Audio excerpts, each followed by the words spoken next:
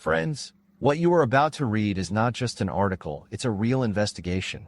Together, we will peer into the very abyss of despair, into the final months of the Nazi Germany's death throes. We will talk not about a weapon of victory, but about a weapon of the doomed. We are discussing an object that holds the frozen scream of an entire empire sinking into the depths. I promise you shocking details, bitter conclusions, and a story that will make your blood run cold. Stay until the very end. Make the effort, subscribe to the channel, and write in the comments, what other weapons of last resort would you like to learn about? Your opinion is priceless to me. The November chill and the phantoms with rifles. Imagine a raw morning somewhere in East Prussia or Silesia. November 1944. The air is cold, damp, smelling of soot and fear. Emerging from the fog that clings to the shattered bricks of houses are not soldiers. These are shadows. An elderly man, about 55 years old, his hands more accustomed to holding a plane or a hammer, not a weapon.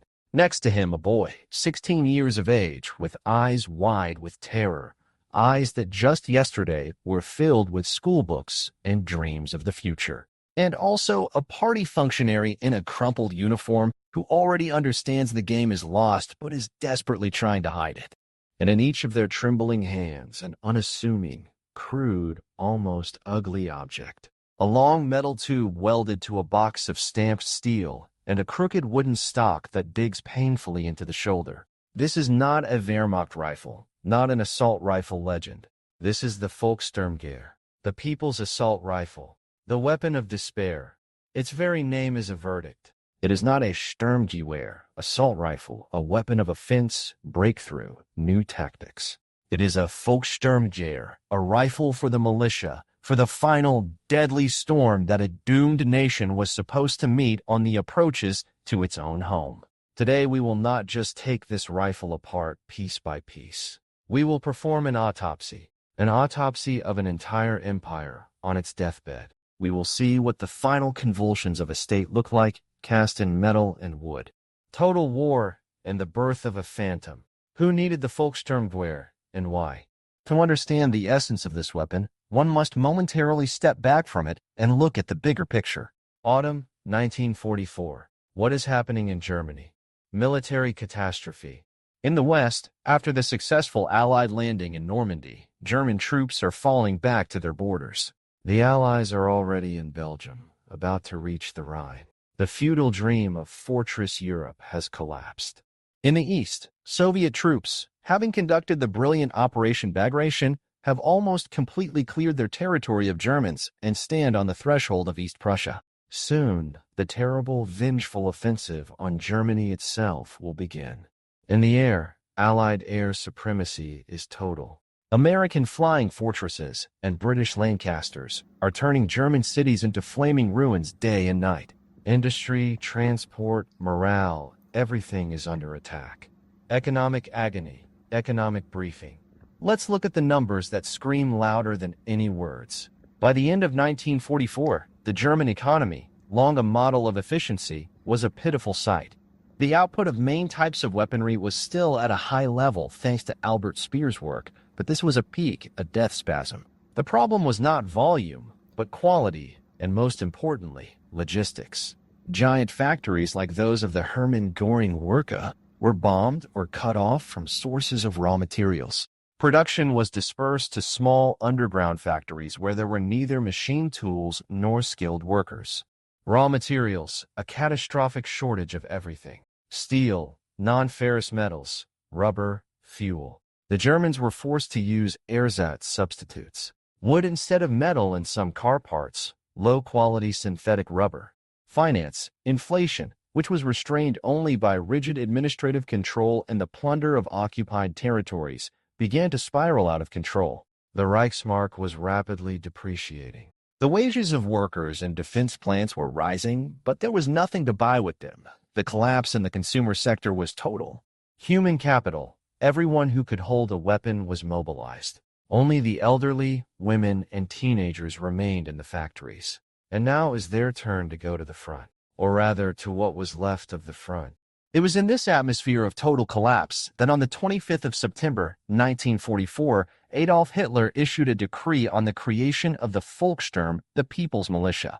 All men from 16 to 60 years old not serving in the army were called up. It was a gesture of despair. The party, distrusting the reactionary Wehrmacht generals to the end, decided to create its own army, an army of phantoms. But a question arose: what to arm these phantoms with? Standard Mauser 98K rifles were valuable army property, in short supply even for regular units. MP-40 submachine guns were good, but also needed at the front. Something new was required: cheap, simple, and most importantly, fast to produce. The order went to the Gustloff-Werke Company, and it was taken up by an engineer named Karl Barnetzk. His task was akin to that of an alchemist: to create gold from lead. Or rather, to create a lethal weapon from the rubble of the collapsed dream of a 1,000-year Reich. The alchemy of collapse. How the Volkssturmgewehr was created. Engineering thought in conditions of prosperity strives for elegance, efficiency, reliability. Engineering thought in conditions of collapse strives for one thing: functionality at any cost. Karl Barnetzk was not a creator, but an emergency doctor for a dying industry. His genius, and I am not afraid of this word, lay not in inventing something new, but in the total simplification of what already existed. The 7.92 .33mm Kurz cartridge, a revolutionary round created for the STG-44 assault rifle, was taken as the basis. Why? Because it was smaller and lighter than a rifle cartridge, allowing for a shorter and simpler weapon for untrained fighters. And because its production was already established. And then the real engineering of survival began. Barnetzk took the principle of a delayed blowback and brought it to a primitive absolute. He used a scheme with gas-delayed blowback. What does that mean in simple terms? In normal automatic weapons, the energy of the powder gases is used for reloading. These gases, through a special hole in the barrel, push a piston, which in turn pushes the bolt carrier, and that the bolt. It's complex, has many parts, and requires precision. Barnetzk acted ingeniously and simply. He drilled 4 small holes in the barrel, right near the muzzle. When the shooter fired a shot, part of the powder gases, even before the bullet left the barrel, rushed back through these holes into a special chamber. There they created pressure that for a fraction of a second held back the bolt, preventing it from cycling too early, while the pressure in the barrel was still dangerously high. After that, the bolt, held back by nothing else, would still cycle, eject the spent casing, and cock the hammer for the next shot. On paper, elegant and cheap. Only 39 parts. For comparison, the Mauser 98K rifle had over 100. But in practice, this simplicity turned into a nightmare. Production in hell. Forget about clean, well-lit workshops with rows of precision machine tools. The Volkssturmgewehr was born in hell. It was produced in basements, in half-destroyed workshops, in forests where equipment had been evacuated. Instead of precise milling, rough stamping. Instead of neat riveting, ugly, uneven welding. The barrel was welded solidly into the receiver. No replacement or precise zeroing was possible. The bolt was placed in a non-disassemblable cylinder. Repairing it in the field was almost impossible. If it broke, you threw it away. The wood for the stock was taken green, undried.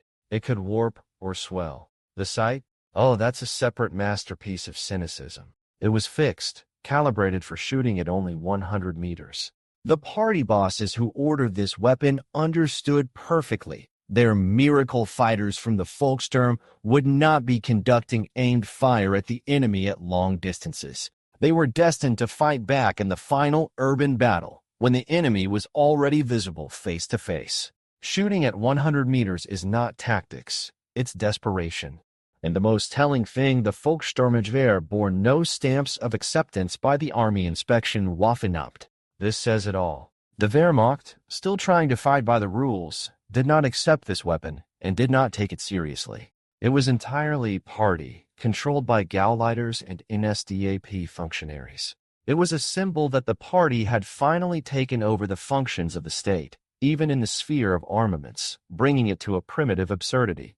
The viable freak. Testing, application, and the bitter truth. And what about at the proving ground? How did this child of despair behave in action? American military personnel, having captured samples, conducted their tests at the Aberdeen Proving Ground. Their reports are a cold, emotionless verdict. Flaws that screamed louder than the shots. Wait, the empty Volkssturmgewehr weighed 4.8 kilograms. That's more than the much more complex and effective STG-44. Heaviness, clumsiness, the result of crude stamping and primitive construction. Unreliability. During testing, 90 shots were fired, 3 magazines. There were 7 stoppages. Why? Those same 4 gas holes, Barnett's genius solution, instantly became clogged with powder fouling. After a short burst of fire, the weapon could simply stop working. Danger to the shooter. The design of the bolt group was such that hot powder gases broke through the ventilation ports directly into the shooter's face. Imagine, you're already scared. The enemy is advancing, you're returning fire, and with every burst, a jet of acrid, burning smoke and flame hits your eyes and cheeks.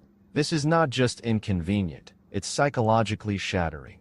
And yet there was something about this weapon that makes one not simply call it junk, but look at it with soul-chilling respect. It worked. Under conditions where there was nothing, when the world was collapsing under bombs, when there was a lack of machine tools, materials, manpower, the Germans managed to establish production of this weapon. The Gustloff-Werke company produced about 10,000 units. 10,000 viable freaks, as I call them. Each one is a monument to a monstrous, perverted, but still human will to resist, even in the service of a criminal regime. There were other, even more desperate attempts. The Irma company created its own version, the VG-1-5 magazine carbine, which was even simpler. It lost its automatic function altogether. It was essentially a single-shot rifle, but for the same Kurz cartridge. Even poorer, even more hopeless. If the Volkssturmgewehr is a scream, then the VG-1-5 is a whisper before death. The Volkssturmgewehr as a philosophical artifact. What does it tell us today? Now we have arrived at the most important point. Why does this failed, crude rifle so stir the minds of historians and collectors? Because it is not just a weapon. It is a materialized metaphor. It is the quintessence of collapse. Analysis through the prism of metal. Simplification is degradation. Under normal conditions, simplification is a path to efficiency. In the conditions of the Third Reich in 1945, it was a path to nowhere. Every simplification, every saved part was a step away from civilized warfare towards total, primitive slaughter. Lack of standards, a sign of state disintegration. When centralized control is replaced by party arbitrariness, when there are no uniform norms and rules, it means the state as a system no longer exists. There is a set of disparate parts trying to survive separately. Political control over technology, a weapon that does not obey the army, but obeys the party, is a weapon of terror and propaganda, not war. Its main task was not to stop the enemy, that was already impossible, but to demonstrate loyalty to the regime until the very end. It was a tool for leading the people into the abyss, arming them with the illusion of resistance. The Volkssturmgewehr is a boundary. The boundary between war and chaos, between order and disintegration, between life and death. Picking it up, an elderly baker or a young schoolboy became not soldiers, but living shields for those who were already preparing to flee or commit suicide. This is a suicide weapon, created to drag its very owners to the grave with it. When I look at photos of the Volkssturmgewehr, I do not see a rifle. I visualize despair. I see the cold November fog, hear the distant explosions of shells, and feel the chilling fear in the hearts of those who had the honor of holding this pile of iron in their hands. This weapon is a phantom of an empire that burned in the fire it itself ignited. Lessons cast in steel. The history of the Volkssturmgewehr is not a history of a weapon. It is a stern warning from the past. It shows how far a system based on lies, aggression, and misanthropy can go. How from the pinnacle of technology and order it can slide into primitive, crude chaos, where children and the elderly with wretched weapons in their hands are sacrificed to an already dead idea. This rifle is a reminder that war has not only the face of a victor. There is also a reverse, terrible side, the face of the doom. And sometimes that face is the face of a child. Friends, if this story touched a nerve, if you felt the cold and despair emanating from this strange artifact, then our journey into the past was not in vain. This topic is endless, and there are still many shadows in it worth examining. Subscribe to the channel so you don't miss our next investigations. We will talk about other weapons of despair, Japanese, Soviet, those born in the crucible of the most brutal conflicts. And now it's your turn. Write in the comments, what other historical artifact that became a symbol of an entire era would you like to learn about? Your thoughts and suggestions will determine our next topics. Together we will preserve memory.